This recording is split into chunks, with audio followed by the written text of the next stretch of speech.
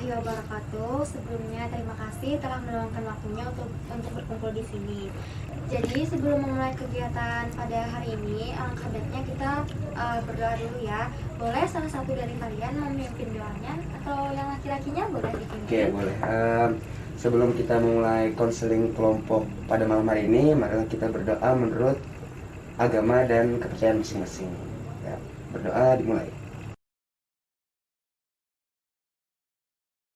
Nah, jadi di sini Ibu mau tanya dulu, apakah sebelumnya kalian pernah mengikuti kegiatan konseling kelompok? Belum pernah. Untuk sementara ini belum pernah, Bu. Belum pernah semuanya. Jadi karena di sini semuanya belum pernah mengikuti konseling kelompok, jadi di sini Ibu akan menjelaskan dulu apa itu konseling kelompok. Nah, jadi konseling kelompok itu merupakan upaya bantuan untuk dapat memecahkan masalah siswa atau mahasiswa ya dengan cara memanfaatkan dinamika kelompok. Nah, yang memungkinkan siswa itu secara bersama-sama memperoleh kesepakatan dalam pembahasan dan pengentasan masalah yang bakalan kita bahas di dalam dinamika kelompok dalam konseling kelompok ini nantinya. Nah, jadi ada pula tuh tujuan dari konseling kelompok. Tujuannya itu untuk memberikan kepada setiap individu berupa pengalaman kelompok. Nah, yang membantu individu untuk belajar, terus membantu individu membangun hubungan yang positif, meningkatkan kepercayaan diri, tanggung jawab terhadap diri sendiri maupun orang lain, seperti itu. Nah, lalu dalam konseling kelompok itu sendiri juga ada namanya asas yang harus kita patuhi. Nah, jadi yang pertama itu ada asas kerahasiaan. Nah, di sini di mana asas kerahasiaan itu tidak boleh dibocorkan apapun. Kita tidak boleh membocorkan apapun dari berlangsungnya kegiatan konseling kelompok ini. Lalu yang kedua itu ada asas kesukarelaan, di mana asas ini menerangkan bahwa setiap konseling itu secara sukarela datang ke sini tanpa ada paksaan sama sekali. Lalu yang ketiga itu ada asas keterbukaan. Karena kita tadi sudah membahas mengenai asas kerahasiaan, nah jadi karena di sini kita sudah menerapkan asas kerahasiaan dalam konseling kelompok, maka dari itu konselor boleh terbuka bersama konselornya untuk menceritakan permasalahan yang mereka hadapi, seperti itu. Lalu yang terakhir ada asas kenormatifan, di mana kita itu harus mematuhi segala peraturan yang ada pada kegiatan konseling kelompok ini. Nah, seperti itu anak-anak. Baiklah, jadi kan sudah Ibu jelaskan mengenai pengertian konseling kelompok, tujuan konseling kelompok, dan asas-asas yang ada dalam konseling itu sendiri. Nah, jadi boleh kita perkenalan dulu nih, mulai dari Ibu ya. Nah, sebelumnya perkenalkan, nama Ibu Nadia, berasal dari Martapura. Nah, boleh dilanjutkan dengan kalian dulu dengan memperkenalkan nama dan asal universitas di mana kalian berkuliah. Oke, boleh dari kakaknya? Terima kasih atas kesempatannya. Nama saya Hilma Anil Hayati. Saya dari mahasiswi di Universitas Muhammadiyah Banjarmasin. Wah, Universitas Muhammadiyah Banjarmasin ya, UMB. Oke, selanjutnya? Kalau saya sendiri, saya Sofiulan Andini dari Universitas Lampung Mangkurat. Oke, Universitas Lampung Mangkurat, jurusan apa, Mbak? Kalau saya sendiri, alhamdulillahnya di teknik sipil. Oh iya, kalau Masnya? Sebelumnya perkenalkan, nama saya Muhammad Maulana. Untuk saat ini saya berkuliah di Universitas Lampung Mangkurat di Fakultas Perikanan dan Kelautan, program studi aquaculture. Wah, mantap. Berarti Masih satu alma mater. Ya, alma mater, tapi beda jurusan ya. Iya. Ya, benar. Oke. Jadi di sini beragam nih, yang dari UMB dan yang dari UM juga. Wah, mantap ya. Nah, baiklah, di sini kita akan membuat kesepakatan bersama untuk menentukan waktu. Jadi di sini Ibu ada menetapkan opsi 1 kali 60 menit. Jadi apakah kalian sepakat untuk kesepakatan waktunya? Sepakat saja. Oke, baik. Di sini untuk memulai kegiatan, Ibu akan memberikan permainan terlebih dahulu kepada kalian. Jadi permainannya itu adalah bermain ABCD, di mana kita menyebutkan nama-nama hewan. Nah, jadi siapa yang tidak dapat dalam hitungan 7 detik, berarti itu yang akan mendapat hukuman. Nanti hukumannya itu sebutkan 5 makanan tradisional khas Banjar. Oke, seperti itu ya. Jadi langsung saja kita mulai. Siap? Udah siap? Oke, siap. Oke, siap. A, B, C, D. Ayo, boleh? A B C D E F G H I J. J. Jerapah. Jangkrik. 1. Juluk. Lima, enam, 7. Oke. Sofi ya. Sofi berarti sebutkan 5 makanan tradisional khas Banjar. Oke, apa aja itu? Apa itu? Kata-kata. Yang pertama, Telepon. kelepon. Terus tuh kalau kembang goyang tuh apa? Masuk. Masuk lah. Iya. Nah, Jadi itu 2 ya, kembang goyang. cincin. Cincin, Iya. iya. Cincin khas mana tuh? Berapa ya? Berapa ya? Sama aja. Yes. Iya. Lanjut 2 lagi. Iya, 2 lagi. Nasi kambuli. Nasi kebuli, iya. Apa satunya pendampingnya kambuli itu? Apa? Ayo. Mabili. Pilih, oke, 5 ya. Boleh kita tepuk tangan dulu dong. Padahal ini yang kalah loh. Karena kita tadi udah seru-seruan ya. Nah, jadi mengingat kembali bahwa konseling kelompok itu merupakan upaya bantuan untuk memecahkan masalah dengan memanfaatkan dinamika kelompok. Oke, jadi apakah dari kalian sudah siap untuk melaksanakan konseling kelompok? Siap. Oke. Insya Allah siap. Tidak terasa ya anak-anak, kita sudah menjalani perkuliahan online langsung lebih dari 1 tahun. Nah, di mana banyak sekali ditemui mahasiswa ataupun siswa yang merasa jenuh dengan pembelajaran daring ini. Misalnya seperti malas belajar, terus ada yang lebih memilih nonton film ketimbang mendengar penjelasan dosennya. Ada juga yang seperti itu. Lalu ada juga yang tidur malah ya kan, kuliah online terus off cam, unmute juga malah tidur kan, kebanyakan ada juga yang ditemui kasus-kasus yang seperti itu dari jenuhnya pembelajaran online tersebut. Nah, jadi apakah dari kalian selama pembelajaran online selama lebih dari 1 tahun ini apa saja yang membuat kalian jenuh? Boleh dari Mbak Hilma dulu, kira-kira apa aja tuh yang membuat jenuh dalam pembelajaran online ini? Baiklah, kalau bicara masalah jenuh itu, biasanya kendala kami ketika menjalani kuliah online ini, baik itu jaringan, sifat dosen yang berbeda-beda, kuota kami, dan sebagainya. Oleh karena itu, kami di sini sangat susah kan ya untuk menjalani kuliah daring tersebut, seperti itu. Iya, baik. Jadi kendalanya itu seperti kuota ya, pemborosan juga, dan monoton gaya dosen mungkin yang itu aja. Boleh dilanjutkan sama Mbak Sofi. Kalau dari saya sendiri, sebenarnya semua permasalahan mahasiswa kan sama tuh, seperti katanya Mbak Hilma. Sifat dosen, jaringan, tugas yang banyak, dan segala macam. Tapi memang, apalagi dari kami, prodi sipil kan, Iya. kami itu praktikum tuh di lapangan. Tapi untung saja dari pihak fakultas itu mengizinkan kami untuk praktikum langsung di lapangan tanpa harus online seperti prodi lain. Nah, untuk kejenuhannya mungkin karena di awal-awal kita pandemi kan memang kita lockdown sama sekali dan memang di karantina seperti itu. Iya. Tidak seperti ini sudah lumayan bebas. Nah, karena mungkin kita terbiasa beraktivitas Iya, di luar yang setiap hari intens seperti itu.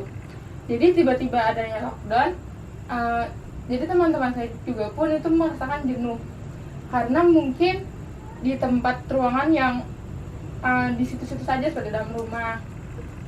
Dan kendalanya dari kuliah online itu pertama sama ada jaringan, apalagi memang ada mahasiswa-mahasiswa yang merantau yang pulang dari kampung, terus tuh ada tugas yang memang susah untuk bekerja sendiri seperti itu. Jadi kan namanya juga tugas seperti biasanya kan kita bersama-sama langsung seperti itu, biar enak bagaimana penjelasan dan segala macam. Tapi untuk sekarang online ini semua tuh sudah terbatas, kita udah bisa langsunglah menjelaskan penjelasan dari dosen ataupun kita langsung bertanya kepada teman.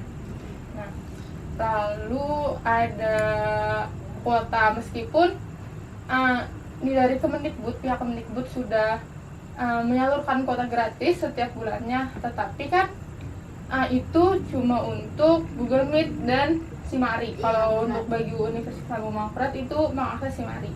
Tapi mahasiswa sekarang kan bahan karena kuliah tidak bisa tatap muka dan tidak bisa ke perpustakaan mungkin langsung, itu yang diakses kan banyak nih, entah nanti kita cari jurnal, entah nanti kita cari bahan di YouTube, di bahan-bahan di mana saja seperti itu. Jadi untuk kuota Kemendikbud itu sebenarnya membantu, cuma tidak sepenuhnya bisa kita pakai dan kita kita realisasikan untuk tugas-tugas atau segala macamnya. Oh, jadi mungkin ya karena kita sudah terbiasa dengan perkuliahan tatap muka ya, yang mungkin dari pembelajaran yang diberikan dosen itu bermacam-macam. Namun kiranya kita mendapati pembelajaran daring ini, mungkin dari kita merasa shock ya, karena pembelajaran daring itu kan seperti dari Google Meet, Zoom kan suasananya yang begitu-begitu aja, dan kita diharuskan di rumah aja, itu kan suasana yang menonton, sehingga mungkin itu yang membuat kalian merasa jenuh ya. Lalu dari bantuan Kemendikbud berupa kuota membantu, cuman tidak sepenuhnya karena keperluan mahasiswa juga banyak, kayak mencari jurnal atau mendownload aplikasi-aplikasi yang untuk menunjang perkuliahan online seperti itu. Iya. Nah, kalau dari Mas Lana, boleh dijelaskan apa aja yang membuat jenuh? Mungkin pertanyaannya tadi sudah dijawab tuntas oleh teman-teman kita di sini, yaitu mungkin tentang efektivitas pembelajaran. Bahwasanya ketika online ini kita sebagai mahasiswa, jujur kalau saat dosen memberikan materi itu kadang nggak masuk, entah karena penyampaian materinya atau karena kitanya yang sudah bosan dengan situasi yang begitu-begitu saja seperti itu. Terus berhubung saya dari Fakultas Perikanan yang dimana hampir 100%-nya itu lebih diutamakan ke praktiknya, dan di fakultas saya kebetulan sangat-sangat ketat, sampai ke kampus saja tidak boleh untuk sekarang ini. Jadi kami untuk praktik itu bisa dibilang untuk beberapa semester belakangan ini sangat nihil gitu. Ada beberapa praktikum online juga, ada beberapa praktikum mandiri juga di rumah, tapi menurut kami sebagai mahasiswa itu masih tidak bisa menunjang secara maksimal seperti itu. Karena dari segi kita kan, misal kita praktikum di rumah pasti ada kadang bahan-bahan, terus alat-alat yang tidak bisa kita gunakan secara maksimal seperti di kampus seperti itu. Karena mungkin praktik itu lebih enaknya langsung praktik lapangan ya, daripada penjelasan melalui daring seperti itu ya. Oke, jadi mungkin dari penyampaian apa yang membuat kalian jenuh itu yang paling banyak adalah gaya pembelajaran yang itu aja. Metode pembelajaran daring itu tidak beragam gitu. Jadi itu permasalahan pertama yang membuat kita itu jenuh. Terus yang kedua ada kurangnya strategi yang menyenangkan dari penyampaian materi yang diberikan oleh dosen-dosen kalian. Mungkin seperti itu ya. Yang ketiga itu ada kendala jaringan, misalnya kayak habis kuota secara mendadak, terus kendala jaringan, ada kan banyak yang pulang kampung seperti itu tadi kan. Permasalahan yang kita angkat, menurut kalian dari rentang nilai 1 sampai 10 yang mana yang paling sulit menurut kalian? Nah, jadi Ibu bacakan ya permasalahan yang bakalan kita bahas nanti di sini. Jadi yang pertama itu suasana pembelajaran yang monoton, terus strategi yang diberikan itu kurang menyenangkan. Lalu ketiga itu ada kendala jaringan. dari rentang 1 sampai 10 boleh kalian nilai yang mana yang membuat kalian jenuh. Apa itu? Oke, baik. Jadi yang pertama itu kita bakalan ngasih rentang penilaian skala 1 sampai 10. Tadi yang pertama, suasana pembelajaran yang monoton. Nah, dari ini kalian memberikan rentang penilaian 1 sampai 10 kira-kira berapa? 5. 5 ya. Kalau dari Mas Lana 5. Oke, dari Mbak Hilma Sama kayaknya 5. Oke, dari Mbak Sofi Saya 9 karena Iya. saya orangnya tidak bisa satu stuck di situ dalam diri saya. Oke, baik. Terus yang kedua, strategi yang diberikan itu kurang menyenangkan. Nah, mungkin dari menurut Mas Lana tentang nilainya berapa? Sekitar 8 mungkin. Oke, 8. Baik.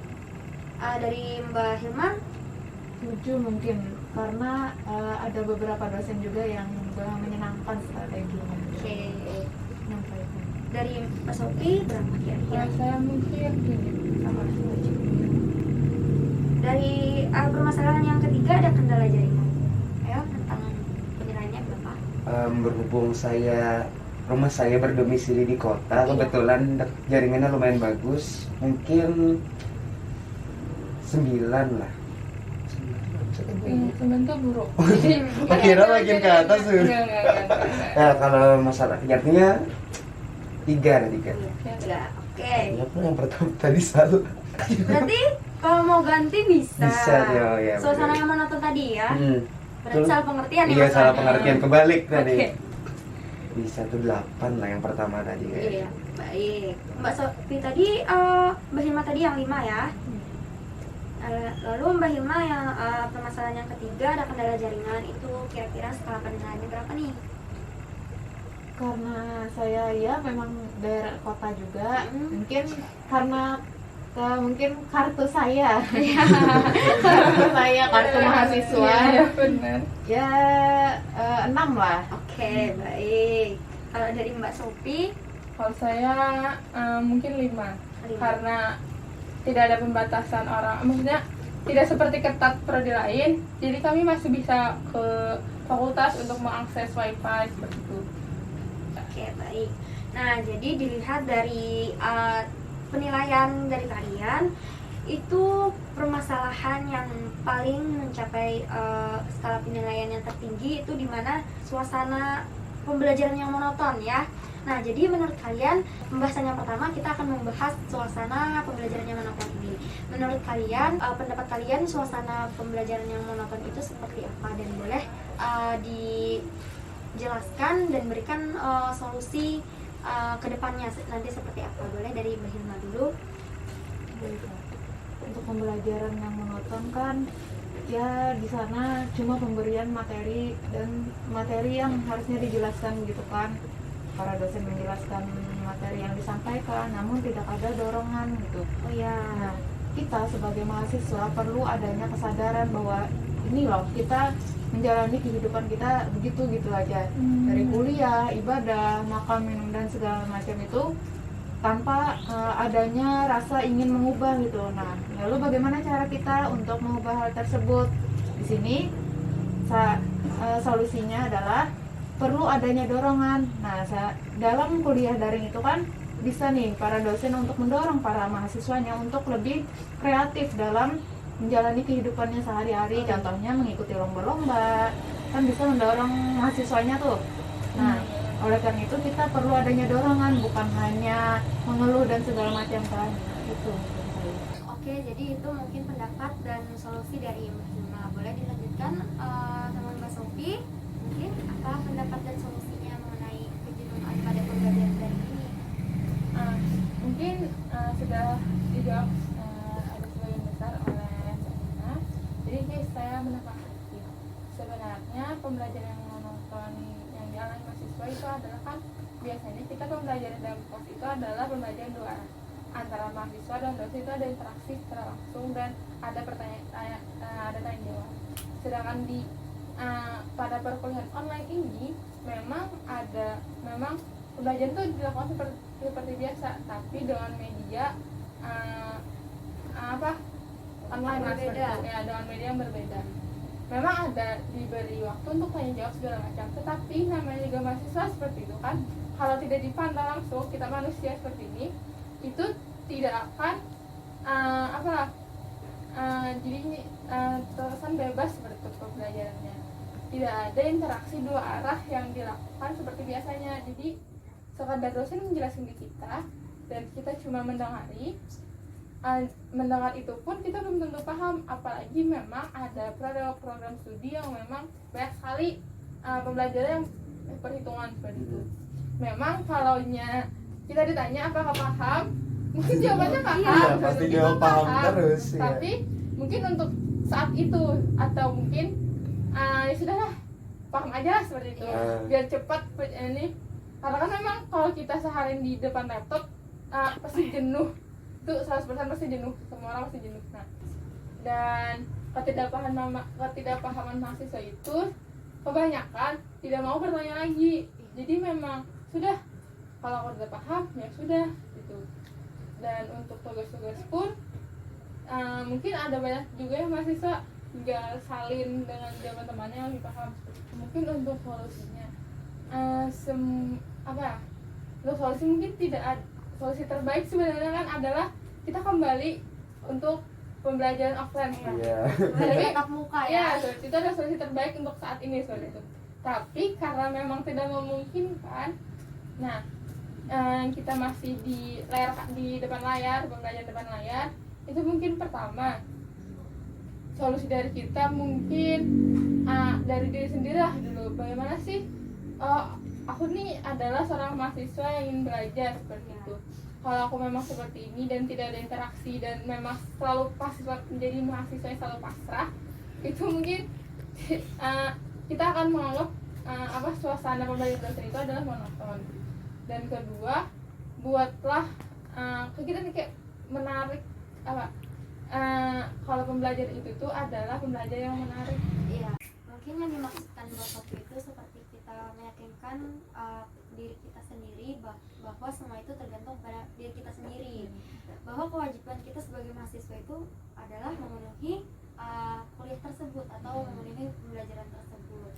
Oke, baik, untuk dari Mas Lana boleh disampaikan dari pendapat dan solusinya. Oke, siap.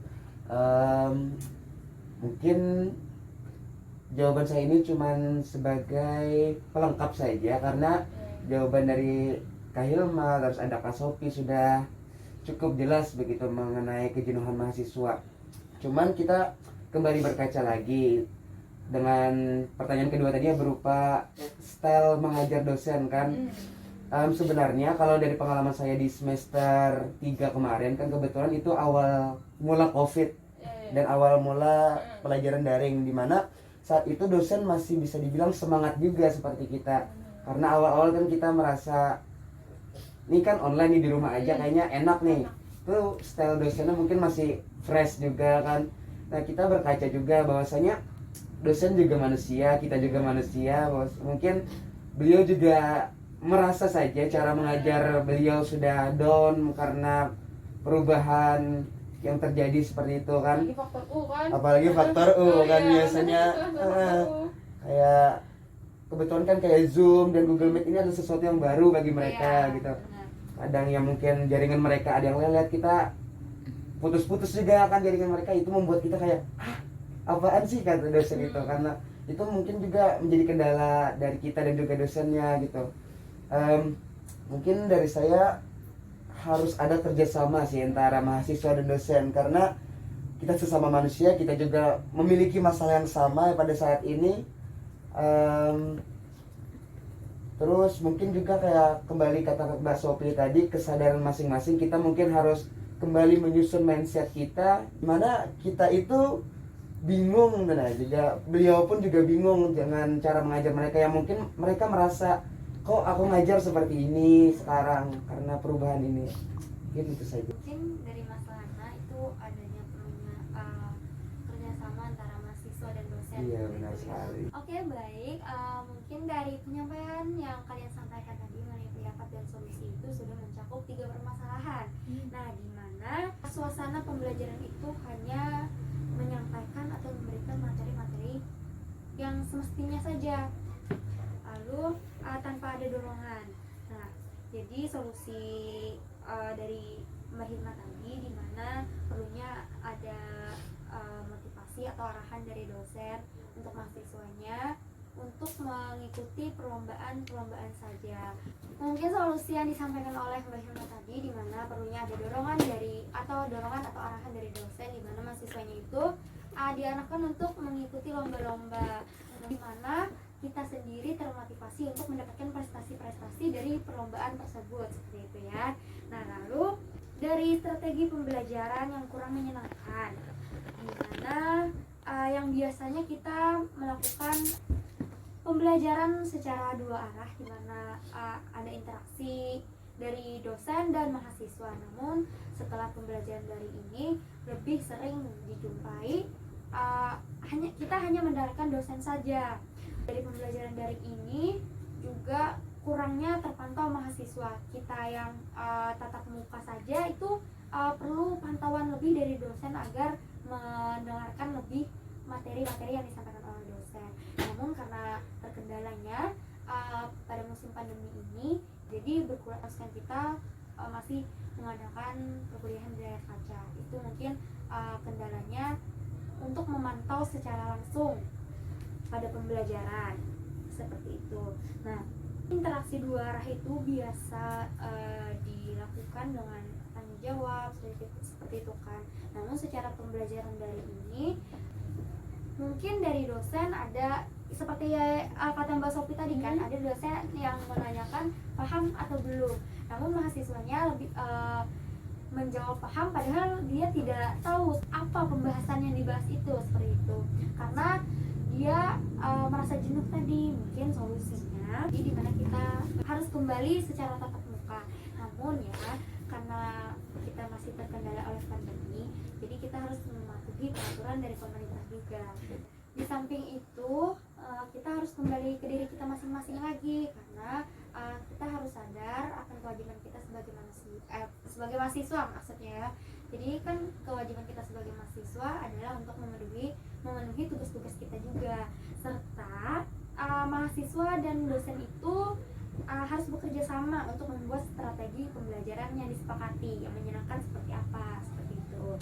Nah, lalu dari kalian mungkin bisa saja nanti pada saat dosen menyampaikan rencana pembelajaran, boleh kasih saran misalkan, Pak, kita atau Bu, kita proses pembelajarannya seperti ini, apakah menarik buat dan kita opsikan lagi ke teman-teman apakah sepakat seperti itu.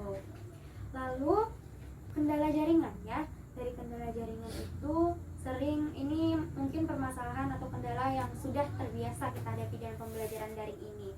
Namun solusi yang bisa kita terapkan itu kita bisa menyiapkan sebelum perkuliahan berlangsung. Misalkan kita tahu kan jam perkuliahan itu jam berapa. Nah, boleh kita mencari tempat yang jaringannya bagus atau kita menyiapkan kuota. Meskipun misalkan tidak ada wifi di rumah, kita bisa menyiapkan kuota berlebih atau kuota cadangan untuk menunjang misalkan kendala habis kuota. Nah, misalkan kita ada cadangan kuota kan, kita bisa langsung menggunakan kuota tersebut seperti itu. Baik, mungkin waktu kegiatan ini hampir habis. Dari kalian apakah masih ada yang ingin disampaikan? Apakah ada? Mungkin dari kami sudah cukup untuk sebelum saja seperti itu, Mbak. Oke, baik. Nah, mungkin bagaimana pesan dan kesan kalian setelah mengikuti konseling kelompok ini? Benar, dari saya mungkin ini sebuah curahan seorang mahasiswa bahwa kami di sini merasa jenuh dan semacamnya itu. Maka dari itu pesan saya mungkin boleh dilakukan konseling ini untuk beberapa mahasiswa yang lainnya, mungkin bisa dalam tugas kalian selanjutnya bisa juga. Itu dari saya. Oke, baik. Mungkin itu tadi ya pesan dan kesan dari Mbak Hilma. Boleh disampaikan juga Mbak Sophie bagaimana kesan dan kesannya? Kalau dari saya mungkin karena kita kan dari latar belakang berbeda seperti prodi dan universitas yang berbeda, dan ternyata kita mempunyai masalah yang sama. Dengan adanya konseling kelompok ini, jadi kita tahu permasalahan kita tuh dari setiap pribadi itu apa sih solusinya, jadi kita bisa menerapkan ke diri kita sendiri mungkin seperti itu. Oh ya, mungkin dari konseling kelompok ini kita menemukan permasalahan yang sama dan bisa mengatasi permasalahan itu secara bersama-sama. Iya benar. Oke, baik. Dari Mas Lana bisa disampaikan kesan dan pesannya? Mungkin kesan saya ya setelah mengikuti konseling kelompok ini, yang pasti kita tahu nih masalah kita dengan teman-teman kita nih yang kebetulan beda program studi juga universitas gitu. Ternyata kita tidak sendiri. Oh ya. Kadang kita merasa beban kita paling berat gitu. Iya, Padahal sebenarnya kita punya kawan-kawan di sini juga yang kebetulan memiliki nasib yang sama Oke, juga seperti iya. itu. Kita menjadi ajang untuk membuka pikiran kita juga. Mungkin pesan yang saya dapat sampaikan, lebih perluas lagi konseling seperti ini agar kita bisa semakin membuka pikiran kita, membuka wawasan, dan juga tentunya kita tahu nih pikiran orang-orang tentang suatu permasalahan seperti yang kita lakukan seperti itu. Oke, baik. Terima kasih atas pesan dan kesan yang telah kalian paparkan.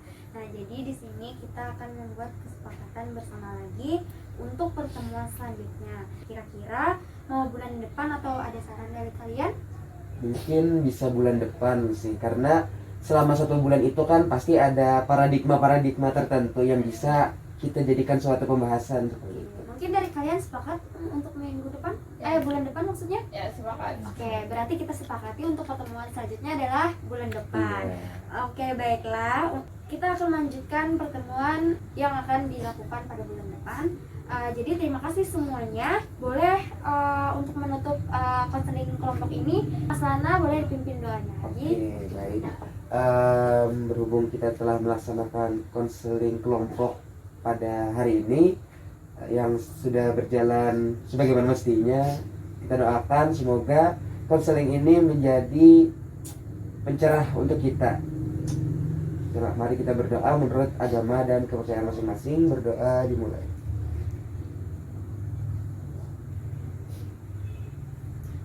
Oke, selesai. Oke, jadi baiklah, setelah pembacaan doa yang dipimpin oleh Mas Lana, maka berakhir pula kegiatan kita dengan menutup salam. Assalamualaikum warahmatullahi wabarakatuh. Waalaikumsalam warahmatullahi wabarakatuh.